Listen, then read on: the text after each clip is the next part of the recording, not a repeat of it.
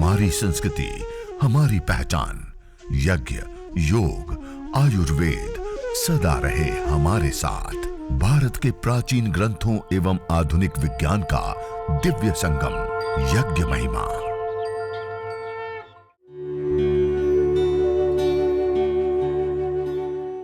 भारतीय संस्कृति में यज्ञ, योग एवं आयुर्वेद जैसी अमूल्य विद्याएं हैं, जिसका मूल है वेद। इतिहास की ओर दृष्टि डालें तो भगवान राम, भगवान कृष्ण से लेकर राजा महाराजाओं, ग्रामवासियों व अरण्यवासी ऋषियों की कुटियों तक नित्य व नैमित्तिक यज्ञों का प्रचलन देखने को मिलता है।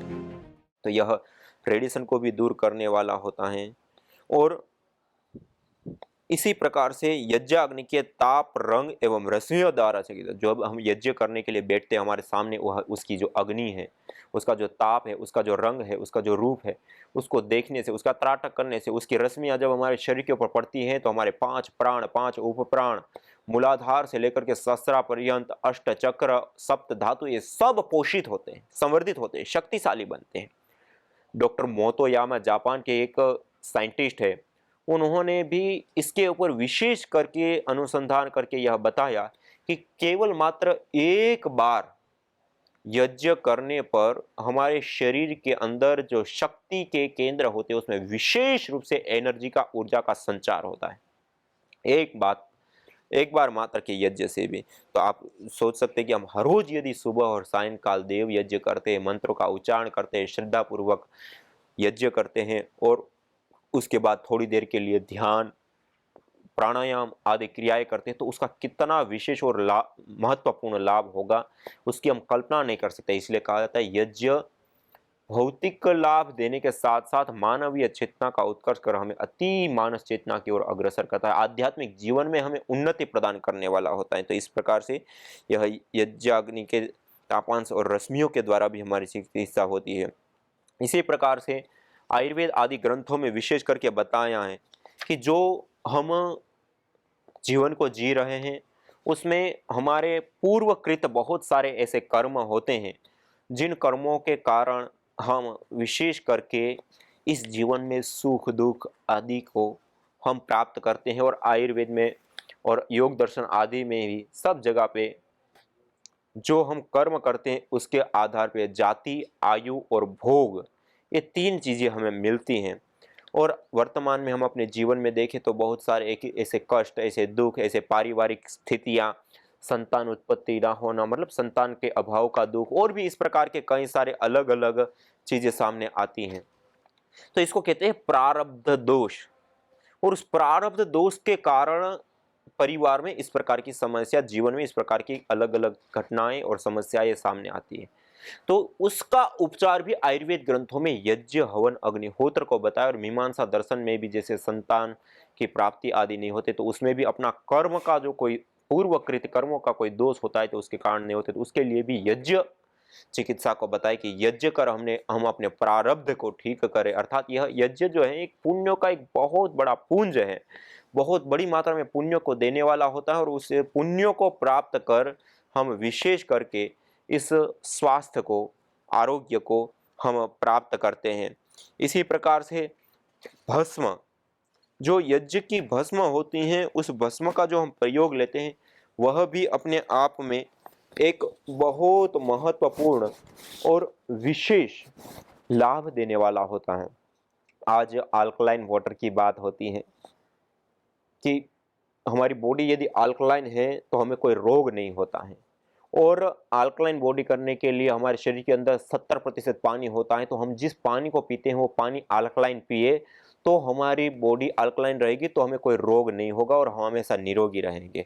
तो जो यज्ञ की भस्म होती है, हवन की भस्म होती है, अग्निहोत्र की जो भस्म होती है, उस यज्ञ, हवन, अग्निहोत्र की जो भस्म है, उस भस्म को आप पानी में थोड़ी सी मात्रा में डाल दे।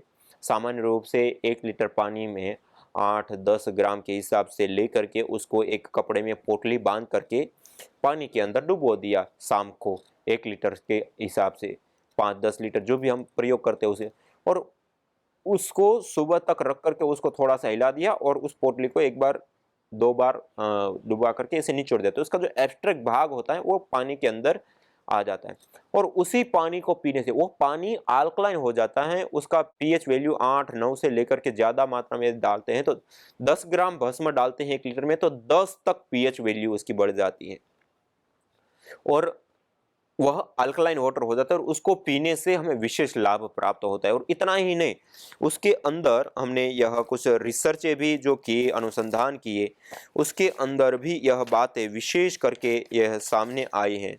यह तो ये आप रिपोर्ट देख रहे हैं, इस रिपोर्ट के अंदर हमने विशेष करके जो इसका वाटर के अंदर, पानी के अंदर पीएच वैल्यू होता है, उस पीएच वैल्यू को विशेष रूप से हमने देखा है कि 1% 100 ml पानी के अंदर 1% भस्म डालते हैं और 5% भस्म डालते हैं तो कितना पीएच वैल्यू होता है। इसी प्रकार टीडीएस को भी हमने देखा और अलग-अलग जो अन्य तत्व होते हैं वो भी देखा और उसके साथ-साथ हमने विशेष रूप से कि यह पीएच वैल्यू को तो बढ़ाता है, अल्कलाइन बनाता है, लेकिन और भी कुछ करता है क्या?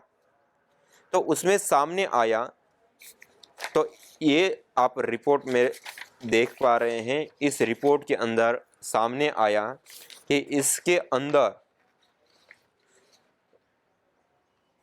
मैग्नीशियम, इसके अंदर जिंक, आयरन, कैल्शियम, कॉपर से लेकर के एक कई सारे ऐसे खनिज तत्व है जो हमारे शरीर के लिए विशेष हमें आवश्यक होता है। वो सारे के सारे खनिज तत्व हमें इसके अंदर आयरन आदि से लेकर के जो हम विशेष लेते हैं उसकी इसके अंदर आपूर्ति होती है।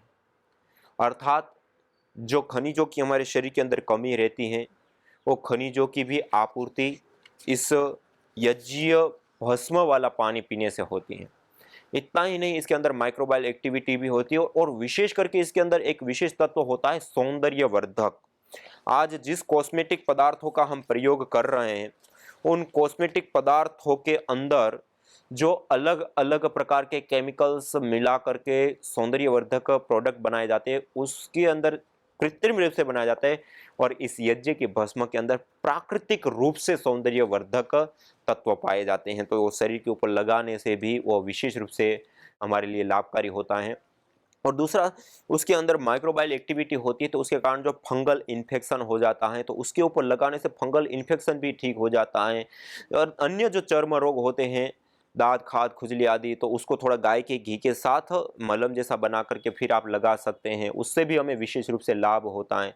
और इससे अतिरिक्त हम इस भस्म का प्रयोग विशेष रूप से जो हमारे आसपास में पेड़ पौधे, गमले आदि लगे होते हैं उसमें भी हम उसका प्रयोग खाद के रूप में कर सकते हैं। इससे भूमि की कार्बन की मात्रा बढ़ती है तो उसके कारण से उसमें विशेष करके लाभ होता है। और दूसरा, पौधों के एक्टिव कंपाउंड को बढ़ाने में भी विशेष लाभकारी होता है। जिनके शरीर में ब्लड ऑक्सीजन ज़्यादा कम रहती हैं तो उसके लिए भी यह यज्ञ भस्म का पानी पीने से विशेष करके वो मेंटेन होती हैं। और उससे अतिरिक्त और भी बहुत सारी चीज़ें हैं जो इस यज्ञ की भस्म को पीने पर विशेष करके हमें लाभ प्राप्त होता है।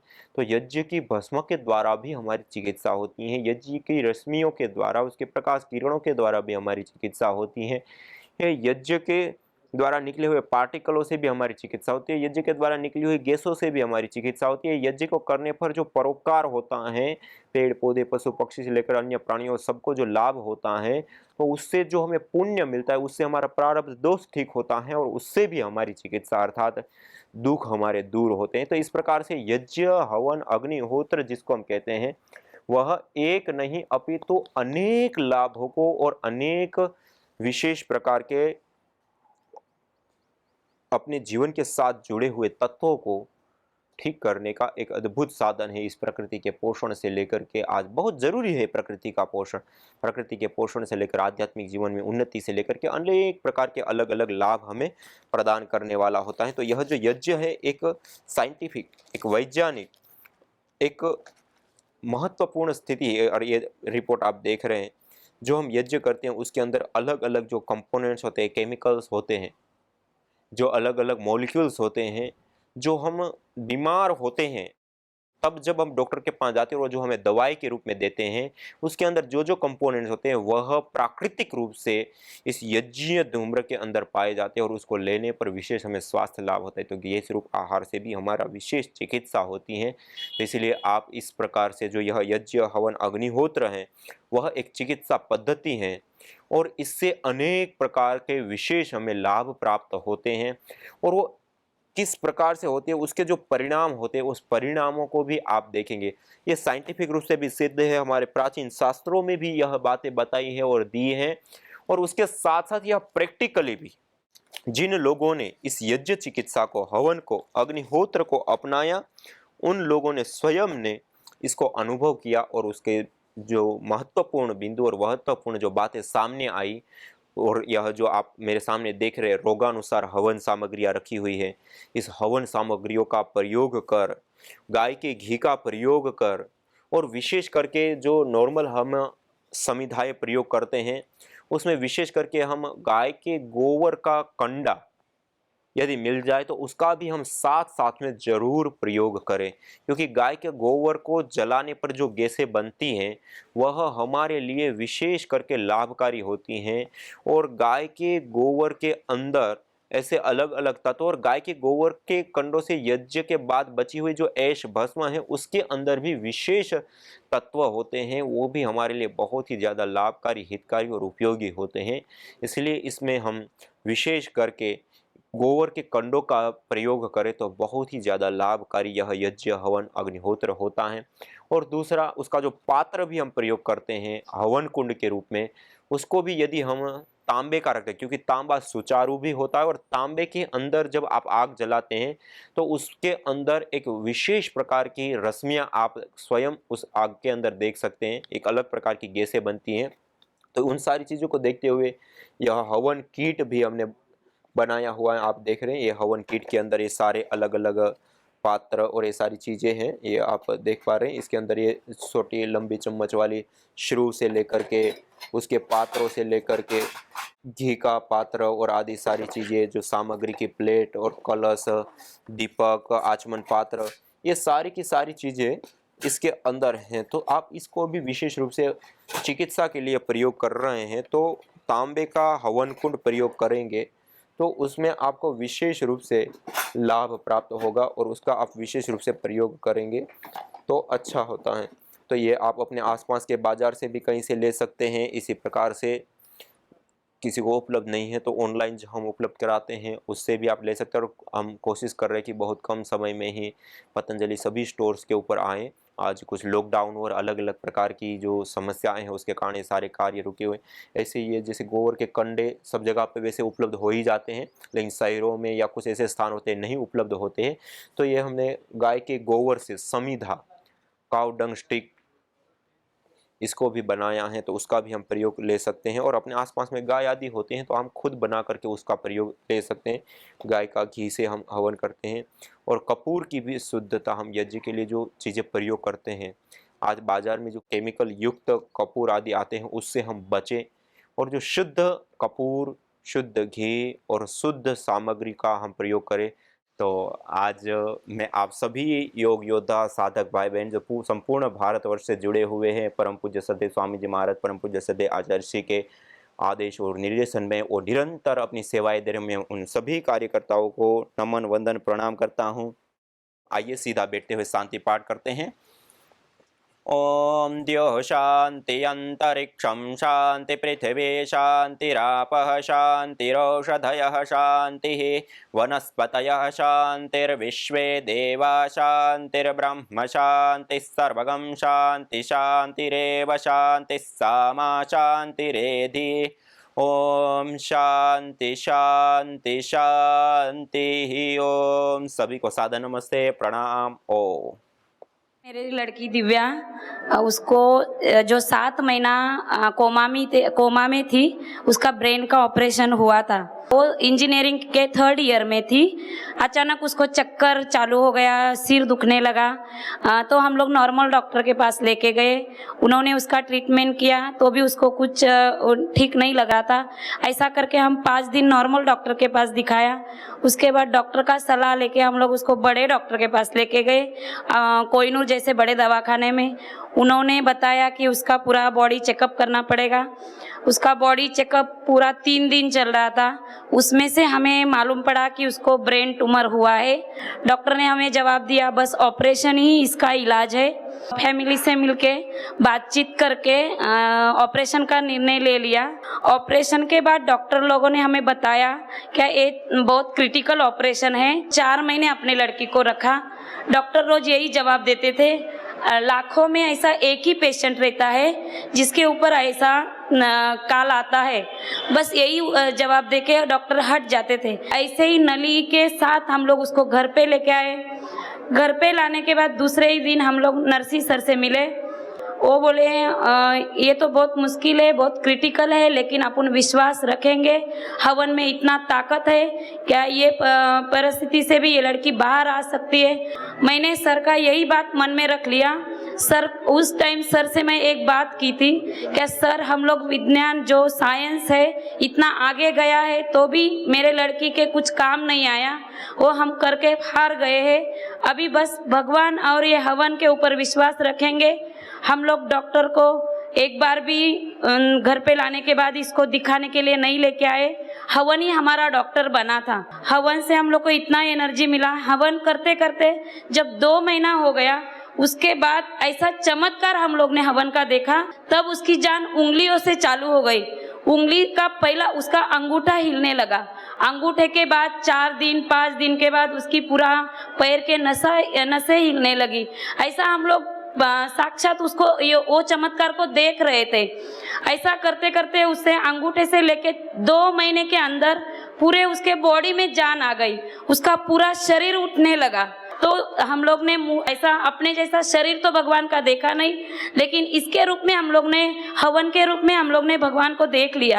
पहले बार उसका गले का ऑक्सीजन का मशीन निकालने हम लोग जब दवाखाने में 2 महीने बाद गए, 2 महीने बाद उधर जाने के बाद में डॉक्टर अपना उंगली मुंह में डाल के देख रहे थे।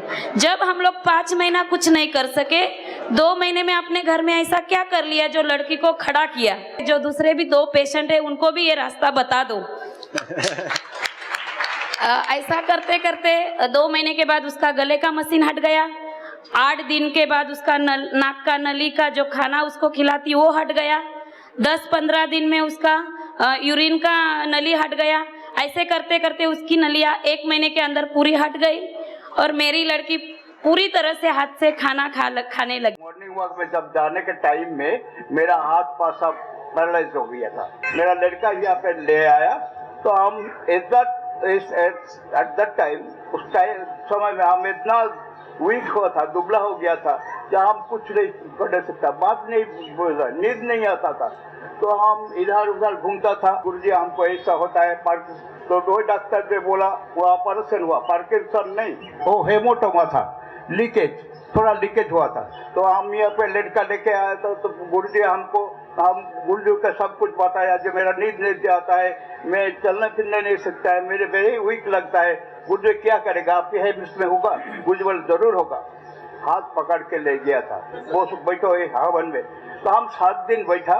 उस टाइम में हम 7 दिन में हम बहुत फोकस मिला। हम नींद हो न सकता, वो नींद हो गया। मेरी बहन भावना, उनको एक्चुअली तो बचपन से ही थोड़ा बहुत नाक का प्रॉब्लम रहता था। कभी कभी गर्मियों की सीज़न में उसको, कभी छोटी थी तभी खून कभी कभी आता था। तो कभी इतना तभी सीरियसली कभी लिया नहीं हम लोगों ने यार।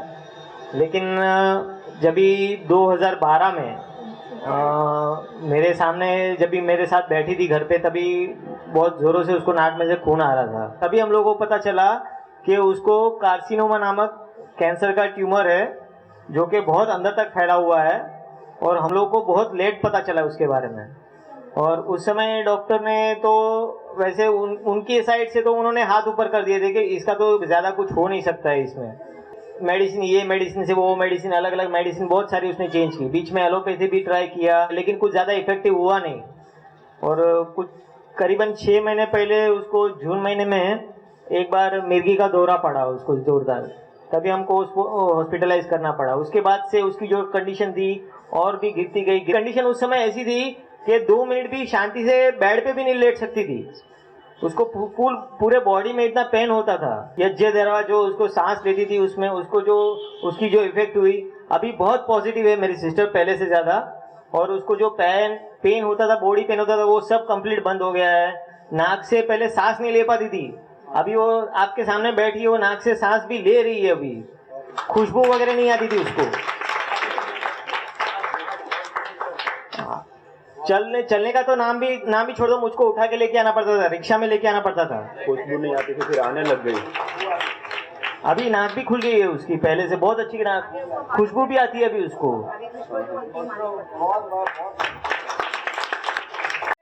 यज्ञ भारतीय संस्कृति की मुकुट मणि है, प्रतीक है, मूल है। मानव जीवन के हर पहलू के साथ यज्ञ जुड़ा हुआ है, चाहे वह संस्कार हो, चाहे पूजा पाठ या फिर पर्व से लेकर हर शुभ अशुभ अवसरों में भी यज्ञ करने की सार्वभौमिक, वैज्ञानिक एवं पंथ निरपेक्ष पावनी परंपरा रही है। आइए हम संकल्प लें, संसार के श्रेष्ठतम कर्म यज्ञ को अपनाएं। पिंड और ब्रह्मांड में संतुलन कायम करने वाले यज्ञ को अपने जीवन का अभिन्न अंग बनाएं एवं प्रकृति मां के प्रति अपने ऋणों को अदा करें। विश्व स्वास्थ्य का एक नारा, यज्ञ से होगा जग उजियारा।